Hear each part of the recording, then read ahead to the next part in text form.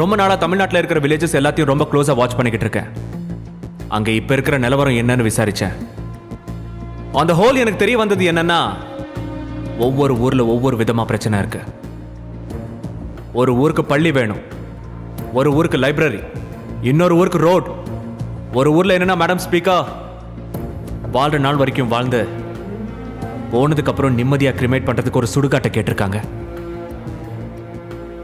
ஒரு ஊர்ல தண்ணி பிரச்சனை, ஒரு ஊர்ல கொசு பிரச்சனை, இன்னொரு ஊர்ல குளத்தை தூர்வார சொல்லி கேட்டிருக்காங்க. எல்லாருக்கும் தனித்தனி தேவைகள் இருக்கு.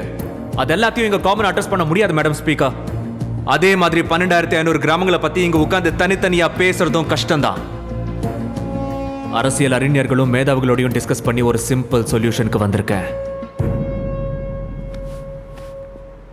லோக்கல் கவர்னன்ஸ்,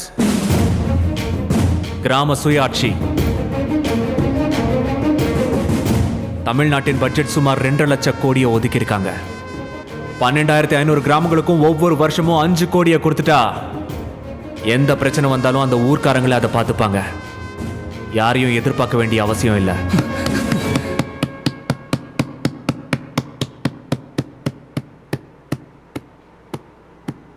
எந்த கிராமத்துல பிரச்சனையோ அந்த கிராமத்து மக்கள் எல்லாம் ஒன்னா உட்கார்ந்து விவாதிச்சு ஒரே முடிவு எடுத்தாங்கன்னா உடனே அவங்க நிதியை வச்சே சால்வ் பண்ணிக்கலாம்.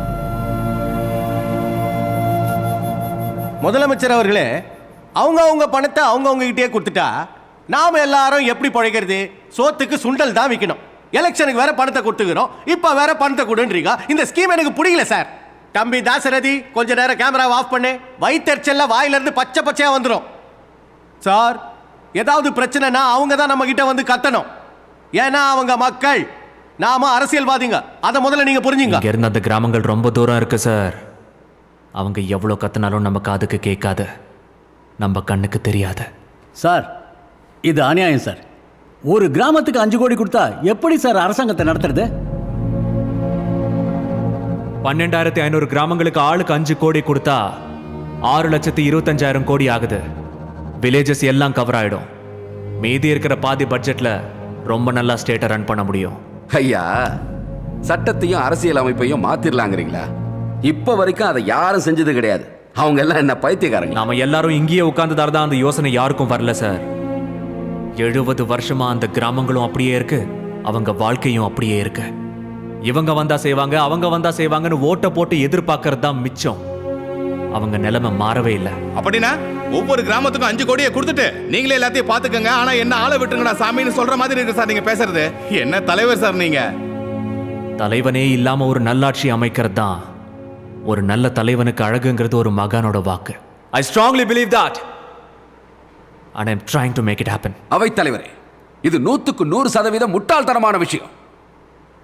மாநிலத்தோட எதிர்காலத்தையே கேள்விக்குறியாக்குற இந்த தீர்மானத்தை நான் வன்மையா எதிர்த்து வெளிநடப்பு செய்றேன். வாங்க எல்லாரும்.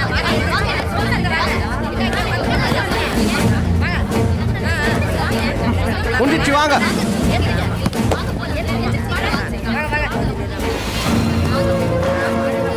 வர வாரம் பட்ஜெட்ல இந்த திருத்தத்தை கொண்டு வர போறேன். யாருக்கு இஷ்டம் இருந்தாலும் இல்லாம போனாலும் இந்த வருஷத்துல இருந்து எல்லா கிராமத்திலையும் கிராம சுயாட்சி திட்டம் அமலுக்கு வரும்.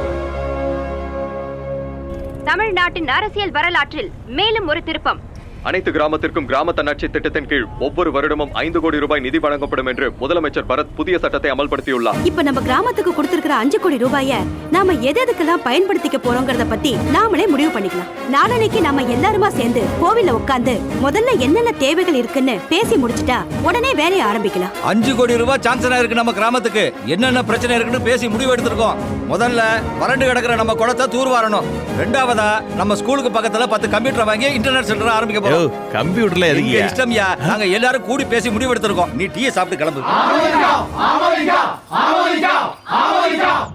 இங்க வரதுக்கு முன்னாடி வீட்ல என்ன சொல்லிட்டு வந்தேன்னா, அடியே இனிமே ஊரெல்லாம் கிராம சுயாட்சி கொண்டு வந்துட்டாங்களாம். பிரச்சனைன்னு ஏதாவது வந்தா என்ன மாதிரி சுண்டக்கா பசங்க தீர்த்து வைக்க தேவையில்லையா, பணத்தை நேரடியா அவங்களுக்கே கொடுத்துருவாங்களாம். இனிமே எனக்கு என்ன வேலை இருக்குது? உன் கூட வீட்டுல உட்காந்துக்கின்னு சமையல் வேலை எல்லாத்தையும் பார்த்துக்கின்னு 10 பாத்திரம் எல்லாம் தேய்ச்சி போடுறேன் அப்படின்னு சொல்லிட்டு வந்துக்கிறேன் என் பொண்டாட்டிக்கிட்டு. எப்பவோ நல்ல மூட்ல இருக்கும்போது ஒரு 10 பேருக்கு ரேஷன் கார்டு கொடுத்தேன். அதுக்கே என்ன தலையில தூக்கி வச்சு ஆடினானுங்க. கிராமத்துல இருந்து டவுனுக்கு போற ரோடு எத்தனையோ வருஷமா குண்டும் குழியுமா சேரும் சகதியுமா கேவலமா இருந்தது. அதே ரோட்டை கொஞ்சம் அப்பப்போ சரி பண்ணி கொடுத்தேன். பைத்தியக்காரனுங்க என்ன கடவுள் மாதிரி பார்க்க ஆரம்பிச்சிட்டானுங்க. இப்போ கஷ்டமே படாம ரோடு, பள்ளிக்கூடம், கோயில் எல்லாம் கிடைச்சிட்டா நம்மளை இது வரைக்கும் கடவுள் மாதிரி பார்த்த அதே ஜனங்க ரோட்ல தெரியற சொரிநாய் மாதிரி பாப்பாங்க. நீ ஆள் தான் வளர்ந்துக்கிறியே தவிர உனக்கு மூளையே வளரல. இந்த புத்தி அப்பவே இருந்து நம்ம கிட்ட காம்ப்ரமைஸ் ஆயிருந்தா உனக்கு எனக்கு சீட்டு கிடைச்சிருக்கல. இவ்வளவு தூரம் வந்திருக்காதுல்ல. கிலோ கணக்குல சுனாமி தடவிட்டானுங்க. இப்போ எரியுதுன்னா என்ன அர்த்தம்? லூசு பைய ஆளைய மீசியம் பாரு. அவனை இன்னைக்கு எல்லாரும் ஒரு கடவுளை பார்க்கறாங்க. இப்ப அவனை பதவியில இருந்து எடுக்கிறது சாத்தியம் இல்ல. நான் நீயும் எங்களை மாதிரியே பயந்தா எப்படி? வச்ச ஆப்புக்கு ஒரு வழி சொல்லுனா. பொறுமையா இருங்க. அவன மனுஷன் தானே. சின்ன தப்பு கூட அவன மாட்டான். சின்னதா ஒண்ணு.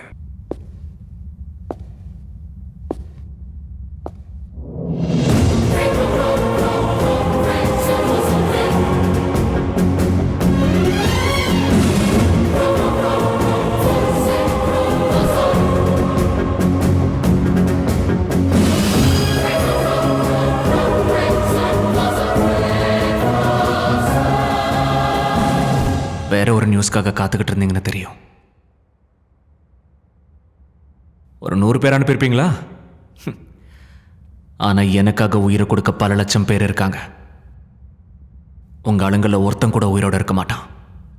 நீங்க அப்படி பண்ணது எனக்கு ஒன்றும் ஷாக்கிங்கா இல்லை. நீங்க எதையோ நினைச்சு என்ன சிஎம் பதவியில் உட்கார வச்சீங்க. நீங்க சொல்றத அப்படியே செய்வேன்னு நினைச்சீங்க. ஆனா நான் ஒவ்வொரு நிமிஷமும் எல்லா விஷயத்திலையும் தலையிட்டு உங்களை தூங்க விடாம பண்ணிட்டேன். இவ்வளோ நடந்ததுக்கப்புறம் நீங்கள் என்ன கொல்ல நினச்சது தப்பா ரைட்டாங்கிறத பற்றி அப்புறம் யோசிப்போம். ஆனால் உங்கள் கோவத்துக்கு ஒரு வேலிட் ரீசன் இருக்கு. அது இப்போதான் எனக்கு புரிஞ்சது.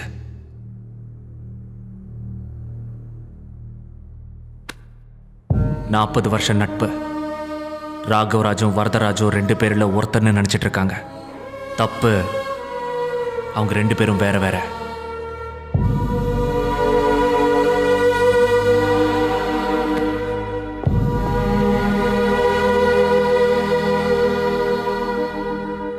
உங்க 2 பேரோட நட்பு பொய் இல்ல நெஜம்னு ஒரே ஒரு வார்த்தை சொல்லுங்க. நான் இங்கிருந்து போயிடுறேன். அந்த நட்பை பொய்யாக்குனதே உன் அப்பந்தான். சின்ன வயசுல இருந்தே மக்களுக்கு நல்லது பண்ணணும் நாங்க 2 பேரும் கனவு கட்டோம். அதிகாரம் கையில இருந்தாதான் நல்லது பண்ண முடியுங்கிறதுக்காக கட்சி ஆரம்பிச்சோம். ஆனா ஒரு கட்சியை கட்டி காப்பாற்றணும்னா பணம் வேணும். அதுக்கு தப்பு செய்யணும். அதிகாரம் கையில இருக்கணும்னா சில பேரை அமுக்கணும், சில பேரை தூக்கணும். இதை தெரிஞ்சுக்காம உங்க அப்பா ஏன் என்ன சந்தேகப்படணும்? என்னை தூக்கி உள்ள வைக்க ஏன் துடிக்கணும்? என்ன தாங்கல.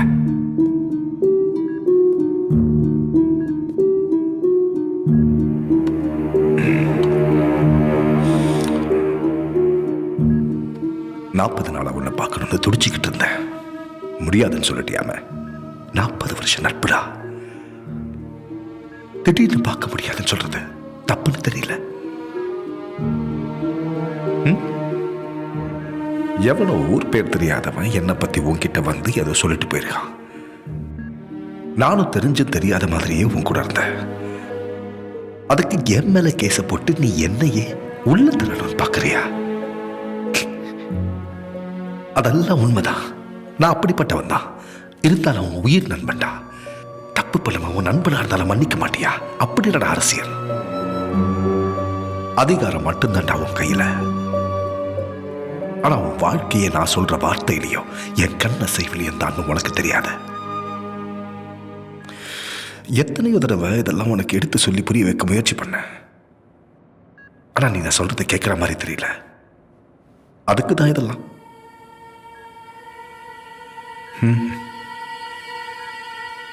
நீ இப்படி இருக்கிறதுக்கு நான் தான் காரணம். எனக்கு வேற வழி தெரியல ராகவா. ரொம்ப நாளாவே நான் உன் உடம்புக்குள்ள மருந்துக்கு பதிலாக விஷத்தை மட்டும்தான் ஏத்தனேன். உன் டாக்டருக்கு அது தெரியும்.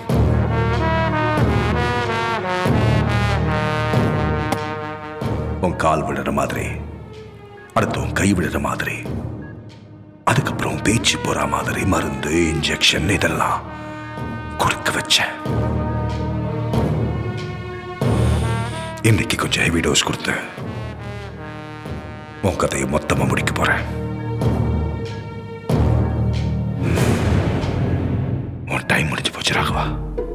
முடிஞ்சா அடுத்த ஜென்மத்திலேயாவது எனக்கு நண்பனாரு. பாய்.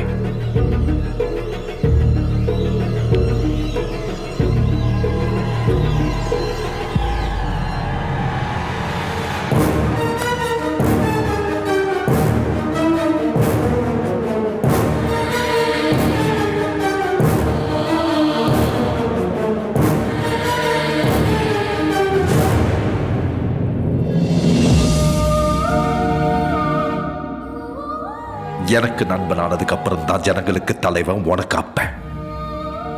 எல்லாரை விட எனக்கு தான் வலி ஜாஸ்தி. என்ன பண்றது?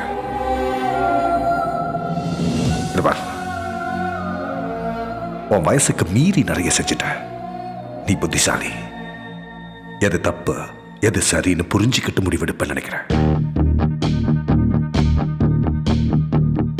நல்லது செய்யறதுக்காக அதிகாரத்துக்கு வரணும்னு சொன்னீங்க. ஆனா அந்த அதிகாரத்தில் இருக்கணும்னா தப்பு செய்யணுங்கிறீங்க.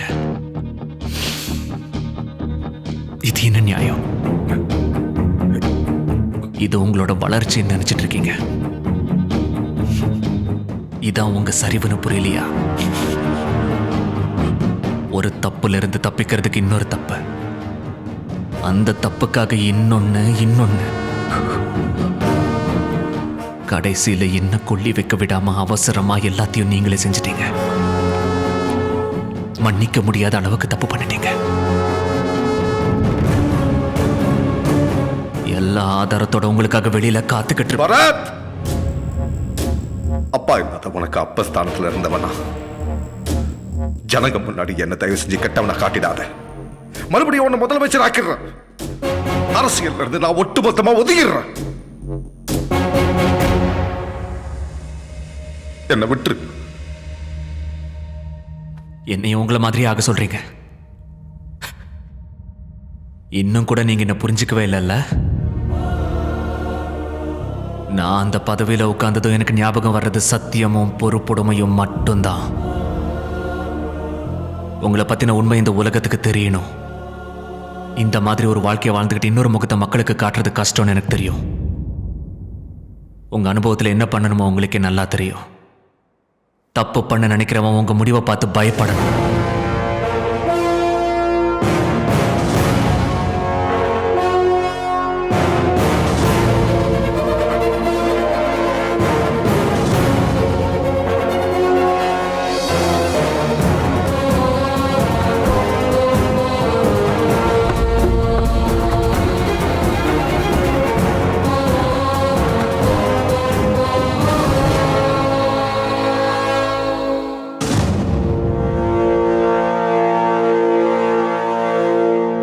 பரத் எனும் நான் சட்டப்படி அமைக்கப்பெற்ற இந்திய அரசியல் அமைப்பின் பால் உண்மையான நம்பிக்கையும் மாறா பற்றும் கொண்டிருப்பேன் என்றும், இந்திய நாட்டின் ஒப்பில்லாத முழு முதல் ஆட்சியையும் நிலை நிறுத்துவேன் என்றும், தமிழ்நாட்டு அரசின் முதலமைச்சராக நேர்மையாகவும் உண்மையாகவும் உளச்சான்றுடன் என் கடமையை நிறைவேற்றுவேன் என்றும், அச்சமும் ஒருதலை சார்பும் இன்றி விருப்பு வெறுப்பை விலக்கி இந்திய அரசியலுக்கும் சட்டத்திற்கும் இணங்கி பலதரப்பட்ட மக்களுக்கு நேர்மையானதை செய்வேன் என்று ஆண்டவன் மீது ஆணையிட்டு உறுதிமொழிகிறேன்.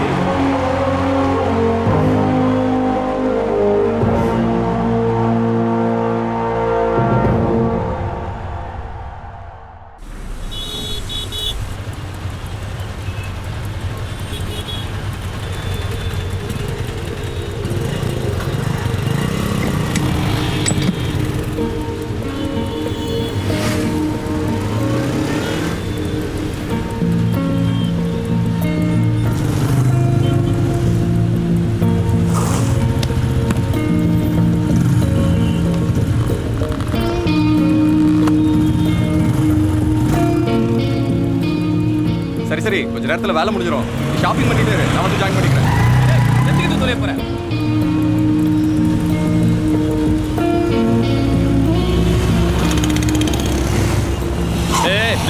நில்லு. ஏய், கண்ணு தெரியாது, சிக்னல் பார்த்து வர மாட்டேன். கூட்டிட்டு போய.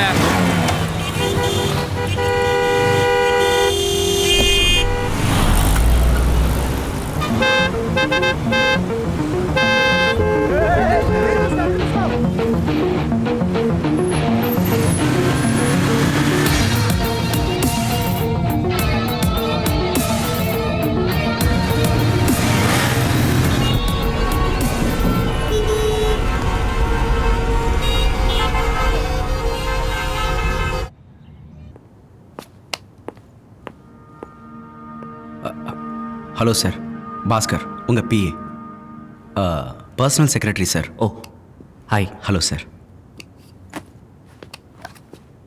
ப்ளீஸ். அப்பாவுக்கு கூட ரொம்ப நாளாக நான் தான் பிஏவாக இருந்தேன் சார். என்னது நியூஸ் பேப்பர்ஸா? ஆமாம் சார். எனக்கு தமிழ் படிக்க அவ்வளோவா வராது. Can you read it for me? Yeah sure sir. Just headlines. Okay sir. தமிழக அரசியல் வரலாற்றில் மிக இளவயது முதல்வர். தமிழக அரசியலில் மேலும் ஒரு வாரிசு திரு பரத் முதலமைச்சராக பதவியேற்பு. உளறிச் சான்ற இது வேணாம் சார். என்னது?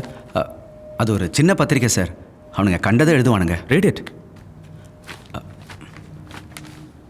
உளறிச் சான்றிதழின் படி. கோ ஆன், ஃபுல்லாக படிங்க. Okay sir. நேற்று கவர்னர் மாளிகையில் பதவியேற்பு விழாவில் புதிய முதல்வர் பரத் பதவி பிரமாணம் செய்தார். அப்பொழுது உளச்சான்றின்படி என்று கூறுகையில் உளறிச்சான்று என்று கூறி தடுமாறினார் என்பது குறிப்பிடத்தக்கது. உளச்சான்றின்படி என்ற வார்த்தையை உச்சரிக்க முடியாவிட்டாலும் உளச்சான்றின்படி நடந்து கொள்வாரா என்று சமூக வலைதளங்களில் பல்வேறு விவாதங்கள் நடைபெற்று.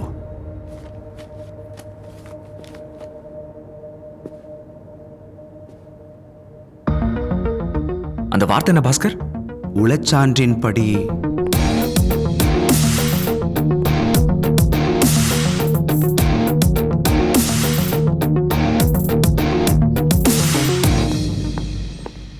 Good morning, sir.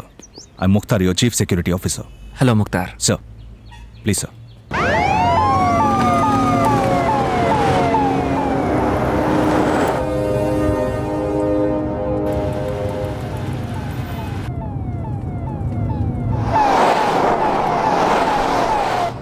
ரோடெல்லாம் ஏன் காலியாக இருக்கு? டிராஃபிக் பிளாக் பண்ணியிருக்கீங்களா? அது சிஎம் கான்வாய் போகும்போது அப்படி தான் பண்ணுவாங்க. எதுக்கு? இந்த டிராஃபிக்கில் டைமுக்கு போக முடியாது. நேற்று பார்த்துருப்பீங்களே இந்த டிராஃபிக்கு நம்ம ஊர் ஜனங்க. அவங்களுக்காக தான் சார் நீங்கள் வேலை பார்க்குறீங்க. அவங்க வேலை சீக்கிரம் முடியணும்னா அவங்க கொஞ்சம் நேரம் காத்துக்கிட்டு தான் இருக்கணும்.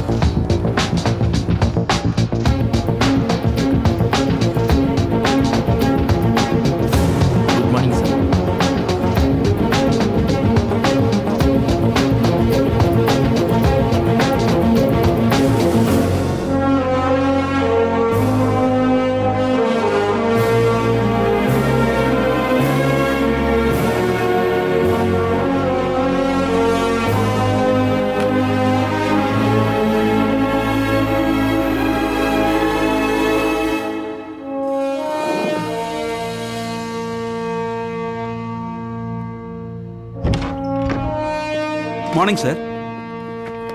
Welcome, sir. I am Srinivasan, Chief Secretary. Thank you. Please. Thank you, sir. Thank you, sir. This is your personal team, sir. எந்த டிபார்ட்மெண்ட்டாக இருந்தாலும் எந்த விஷயமா இருந்தாலும் they will assist you, sir. Thank you, gentlemen. நான் சிஎம் எப்படி ஆனங்கிற கதை உங்கள் எல்லாருக்கும் தெரிஞ்சிருக்கும். டு பி ஆனஸ்ட், இந்த நாட்டை பற்றியோ இந்த ஜாபை பற்றியோ எனக்கு எதுவும் தெரியாது. Yeah, it's true. I know it's a pity. எல்லா விஷயத்திலும் நீங்கள் எல்லாரும் என் கூட இருந்து எனக்கு ஹெல்ப் பண்ணணும். Trust me, I'm a very fast learner. நான் ரொம்ப சீக்கிரமாக கற்றுக்குவேன். என்னால் முடிஞ்ச வரைக்கும் I'll be perfect and make all of you proud. We are all here for you, sir. All the best. நாளைக்கு மார்னிங் ஃபர்ஸ்ட் ஒரு கான்ஃபரன்ஸ் அரேஞ்ச் பண்ணி we will address all the key issues, sir. அது எல்லாத்துக்கும் முன்னாடி இந்த traffic problems பற்றி தெரிஞ்சுக்க நினைக்கிறேன். Right, sir. அது சம்மந்தப்பட்ட ஆஃபீஸர்ஸ் கூட மீட்டிங் அரேஞ்ச் பண்ண முடியுமா? Sure, sir. நாளைக்கு மார்னிங் உங்களுக்கு ஓகே தானே, சார்? ஏன் இன்னைக்கு முடியாதா? Sir, right no. Sure, sir. Sir, Mr. Arun Kumar, Traffic Commissioner. Hi. And this is his team. Hello, sir. Take your seats. Sir.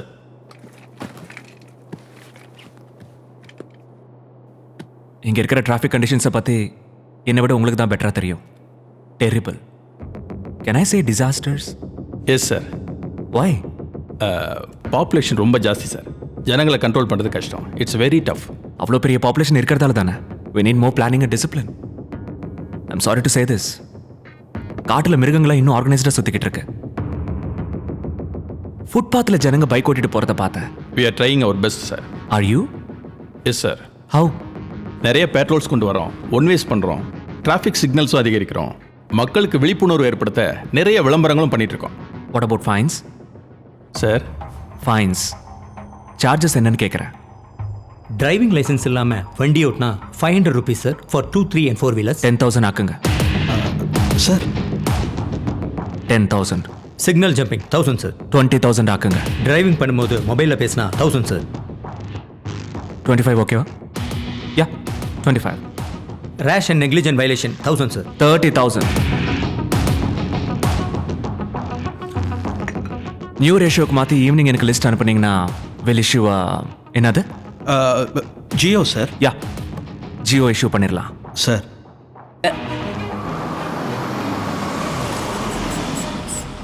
Chief engineer உங்ககிட்ட appointment கேட்டிருக்காரு. அங்கே நிறைய ஒர்க் பெண்டிங்கில் இருக்கான். ஏய் பரத், வா வா வா. Good morning sir. உட்காரு. ஏய் ஒரு பிளேட் எடுத்துட்டு வா. இல்லை பரவாயில்ல. எப்படி போச்சு முதல் நாள்? ஃபர்ஸ்ட் டே இல்லையா? எனக்கு நீங்கள் அப்பாயிண்ட் பண்ணவங்க எல்லாரும் பெரியவங்க, வயசில் கூட. கொஞ்சம் யங் டீமாக இருந்தால் எனக்கு கம்ஃபர்டபுளாக இருக்கும். புது வேலை இல்லை, அந்த மாதிரி ஆளுங்க இருந்தால் தான் பேலன்ஸ் ஆகும். உனக்கும் பெட்டரா இல்லை எங்கள் ஆஃபீஸஸ்னால் எனக்கு நான் எது செஞ்சாலும் நல்லா யோசிச்சு தான் செய்வேன்னு தெரியும்ல பரத்.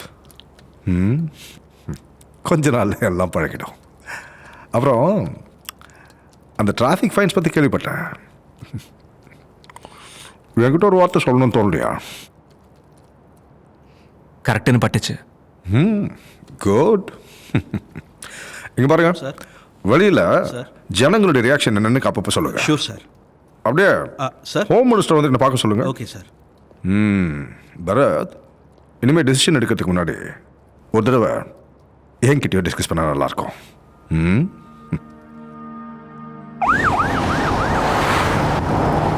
டிராஃபிக் ஃபைன்ஸ் விஷயத்தில் எல்லாரும் என்ன சொல்கிறாங்க பாஸ்கர்? பதறி போயிருக்காங்க சார் எல்லாரும். என் ஃப்ரெண்டு கூட 20,000 ரூபா ஃபைன் கட்டியிருக்கான் சிக்னல் தாண்டதுக்காக. மாத கடைசின்னு எங்கிட்டயே வாங்கி கட்டிட்டான். நெக்ஸ்ட் டைம் சிக்னலை மதிக்க சொல்லுங்கள். நீங்களும் எவ்வளோ தான் பணம் கொடுப்பீங்க?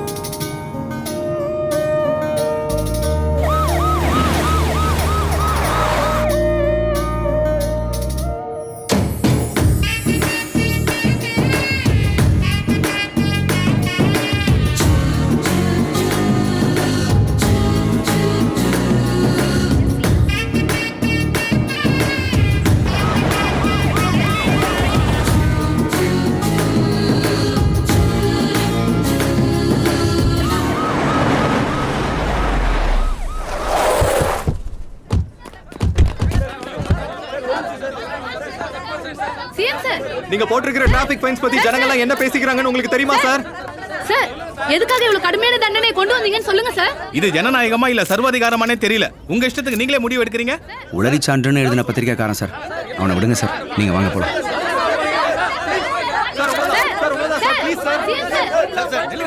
ஒரு நிமிஷம். டிராஃபிக் ஃபைன்ஸ்னால மக்கள் ரொம்ப கோவமா இருக்காங்க. 10,000, 20,000, 30,000 என்ன சார் இது? சாதாரண பொதுமக்கள் இந்த ஃபைனை எப்படி சார் ஃபாலோ சொல்லுங்க சார், பண்ணுவாங்க? யார் கூடயாவது கலந்து பேசி இந்த முடிவு எடுத்தீங்களா இல்ல உங்க இஷ்டத்துக்கு நீங்களே இப்படி பண்ணீங்களா? ஏன் சார் ஜனங்களை சாகடிக்கிறீங்க?